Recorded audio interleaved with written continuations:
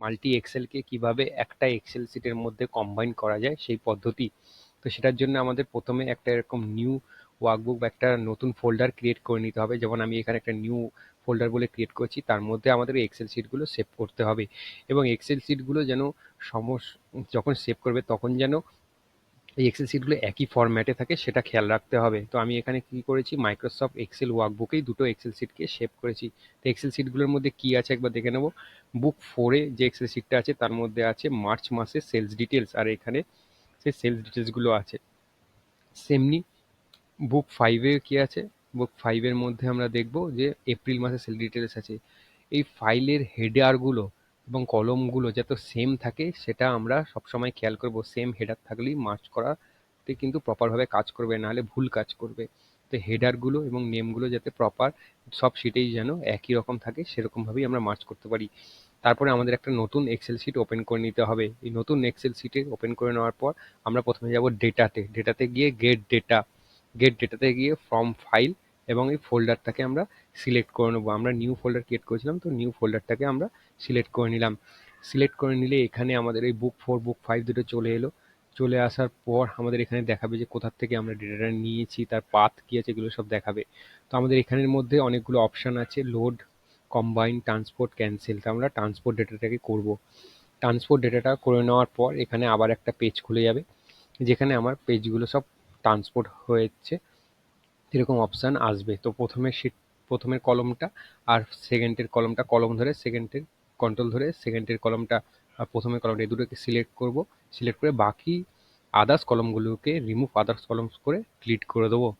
Delete করে নেওয়ার পর অ্যাড কমেন্টসে যাব। কমেন্টসে গিয়ে কাস্টমস কলম করব।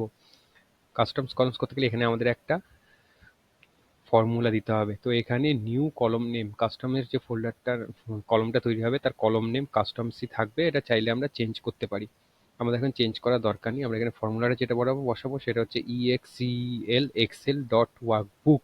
এই ফর্মুলাটা আমরা এখানে দেবো, দিয়ে ফার্স্ট ব্র্যাকেট দেবো। ফার্স্ট ব্র্যাকেট দেওয়ার পর এখানে কন্টেন্টটাকে ডবলভাবে ক্লিক করব। ডবল ক্লিক করে নেওয়ার পর এখানে ব্র্যাকেট ক্লোজ করব। ক্লোজ করলে এখানে একটা রাইট টিক চলে আসবে, এটাকে ওকে করে দেবো। এই ওকে করে নেওয়ার পর আমাদের এই নেমটা যেটা আছে সেই নেমটা তো আমাদের লাগবে, কন্টেন্ট যেটা আছে কন্টেন্টটা আমাদের লাগবে না, এটাকে আমরা রিমুভ করে দেবো। রিমুভ করে দেওয়ার পর এই যে কাস্টমস যে কলমটা আছে সেটার রাইট দিকে দেখবো একটা অ্যারো আছে, অ্যারোটাতে আমরা ডবল ক্লিক করব। ডবল ক্লিক করলে এখানে এরকম একটা টপ পেজ খুলে যাবে, সেখানে আমাদের এক্সপ্যান্ড আর এই ডেটগুলোতে এই টিকগুলোতে সবই ঠিক আছে কিনা সেটা দেখে নিয়ে ওকে করে নেবো। ওকে করে নেওয়ার পর এরকম আবার একটা কলম ক্রিয়েট হয়ে যাবে অটোমেটিক্যালি, যেখানে আমাদের ফার্স্টের কলমটা আর থার্ডের কলমটাকে আমরা সিলেক্ট করব। ফার্স্টের কলমটা সিলেক্ট করলাম আর ফার্স্টের কলমটাকে সিলেক্ট করলাম আর থার্ডের কলমটাকে সিলেক্ট করলাম। এই দুটো কলমকে সিলেক্ট করে রাইট ক্লিক করে বাকিগুলোকে আদার কলম রিমুভ বলে রিমুভ করে দেবো। রিমুভ করে দেওয়ার পর আমাদের এই যে ফার্স্টের কলমটাতে যে অ্যারোটা আছে এই অ্যারোটাতে আমরা ক্লিক করব।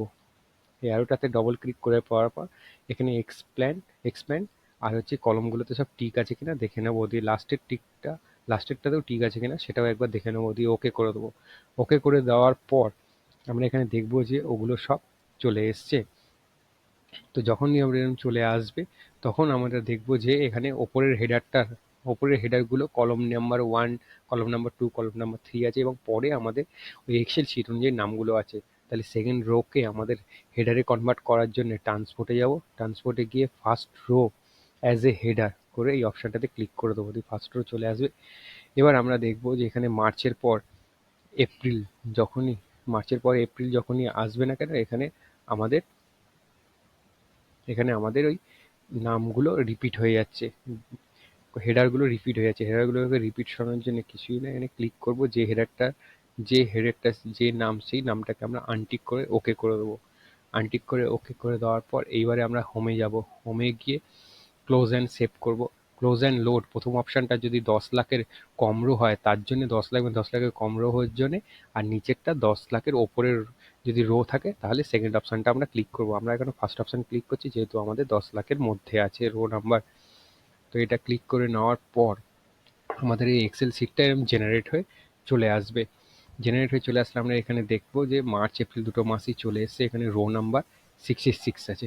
যদি আমরা নতুন কোনো মান্থ এখানে এন্টার করি তাহলে আমরা দেখব নতুন রান এন্টার কীভাবে করে। কপি করে পেস্ট করলাম, এটাকে একটা নতুন মান্থ ক্রিয়েট করে দিলাম। বুক নাম্বার এটাকে আমরা করে দিলাম যে এর বুক নাম্বার হচ্ছে 6 করে দিলাম। দিয়ে এর ভেতরে যে ডেটাটা আছে সেটাকে আমরা একটু চেঞ্জ করে দিচ্ছি। আমরা করে দিই এটাকে মে মে করে দিলাম, আর এখানটায় শিট নেমটাকেও মে করে দিলাম।